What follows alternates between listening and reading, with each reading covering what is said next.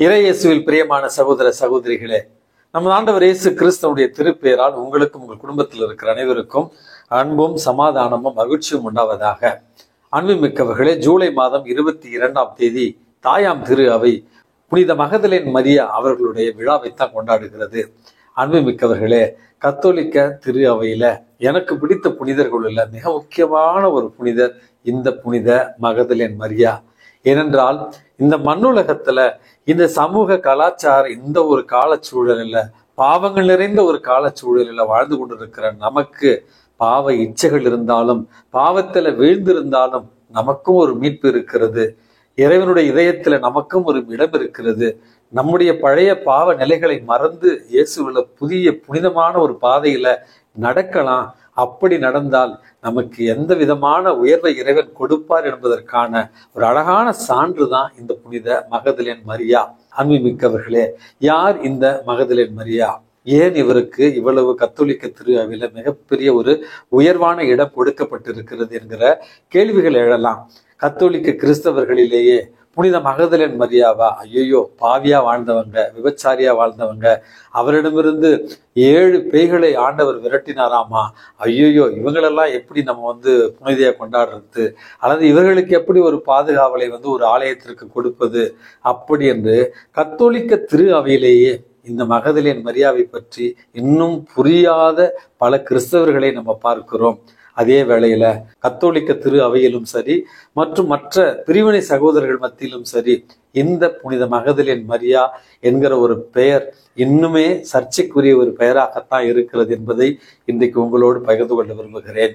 அன்புமிக்கவர்களே, லூக்கா நற்செய்தி 7வது அதிகாரத்துல நமக்கு காண்பிக்கப்படுகிற பாவியான பெண்ணும் அதே லூக்கா நற்செய்தியில 10வது அதிகாரத்துல மார்த்தா, லாசர் இவர்களுடைய அன்பு சகோதரியாக குறிப்பிடப்படுகிற மரியா இரண்டுமே இவர் என்று தான் விவிலிய அறிஞர்கள் சொல்லுகிறார்கள்.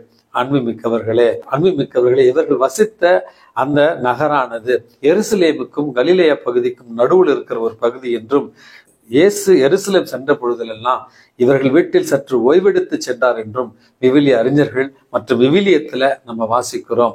அன்புமிக்கவர்களே, பாவத்துல வாழ்ந்து கொண்டிருந்தாலும் பல தீய ஆவிகளால் பீடிக்கப்பட்டிருந்தாலும் இயேசுவால் என்றைக்கு அவர்கள் குணப்படுத்தப்பட்டாலோ அன்றிலிருந்து இயேசுவுக்கு விசுவாசமாய் இருந்த ஒரு புனிதையாகவும், இயேசுவனுடைய திருப்பணிகளில இறையரசு பணிகளில முதல் சீடத்தியாக இருந்தவளாகவும், தன்னுடைய உடைமைகளை எல்லாம் விற்று இயேசுவனுடைய பணிவாழ்வுல ஒரு ஒத்தாசையாக இருந்த ஒரு புனிதையாகவும், இயேசுவனுடைய மீட்பு பணியில அவருடைய வாழ்வு பாடுகள், இறப்பு, உயிர்ப்பு இவற்றில் முழுவதுமாக பங்கெடுத்த அப்போஸ்தலர்களுக்கெல்லாம் முதல் அப்போஸ்தலராக வாழ்ந்த ஒரு புனிதைத்தான் இந்த மகதலேன் மரியா.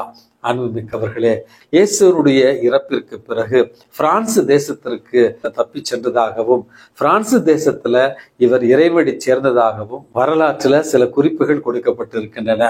கடந்த வாரம் ஞாயிற்றுக்கிழமை நம்ம வாசித்த அந்த லூக்கா நற்செய்தியில நமது ஆண்டவர் இயேசு கிறிஸ்து மார்த்தா என்கிற இவருடைய சகோதரியினால் அவருடைய வீட்டிற்கு அழைக்கப்படுகிறார்.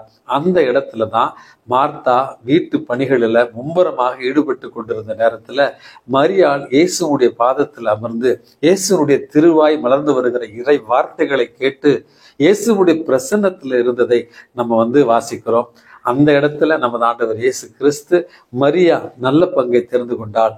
இது அவளிடமிருந்து எடுத்துக்கொள்ளப்பட மாட்டாது என்று சொல்லுகிற அளவுக்கு யார் யாரெல்லாம் இறைவன் மீது அன்பு கொண்டு அவருடைய வார்த்தைகளை கேட்டு அவருடைய திரு பிரசன்னத்துல வாழ்கிறோமோ நாம் இந்த உலகத்துல நல்ல பங்கை தேர்ந்து கொண்டவர்கள் என்று சொல்லப்படுகிற அளவுக்கு இந்த புனித மகதலேன் மரியா அவருடைய வாழ்வு நம்முடைய கிறிஸ்தவ வாழ்விற்கு ஒரு அடிப்படையான அழகான எடுத்துக்காட்டு என்பதை இன்றைக்கு நம்ம புரிந்து கொள்ள வேண்டும். அன்புமிக்கவர்களே, இந்த புனித மகதலேன் மரியா இவருடைய வாழ்க்கையிலிருந்து நம்ம என்ன கற்றுக்கொள்ளலாம்? முதல் பாடம் என்பது, அன்புமிக்கவர்களே, எத்துணை பாவிகளாக இருந்தாலும் இறைவனுடைய இதயத்துல நமக்கு ஒரு இடம் உண்டு என்பதுதான் புனித மகதலேன் மரியா அவருடைய வாழ்வு நமக்கு சொல்லித் தருகிற முதல் பாடம். அடிக்கடி இந்த ஆங்கில பழமொழி ஒன்றை நான் சொல்லியிருந்தேன். அதாவது, every saint had a past, every sinner has a future. எல்லா புனிதர்களுக்கும் அவலமான அல்லது ஒரு பாவமான ஒரு வாழ்வு பழைய கடந்த காலத்தில் இருந்திருக்கும். அதே போல பாவியாக வாழ்கிற எந்த பாவிக்கும் அழகான புனிதமான அருள் நிறைந்த ஒரு எதிர்காலம் காத்திருக்கிறது என்பதைத்தான் இந்த பழமொழி நமக்கு சொல்லுகிறது. இந்த பழமொழிக்கு ஏற்றவாறு வாழ்ந்தவர் தான் இந்த புனித மகதலேன் மரியா.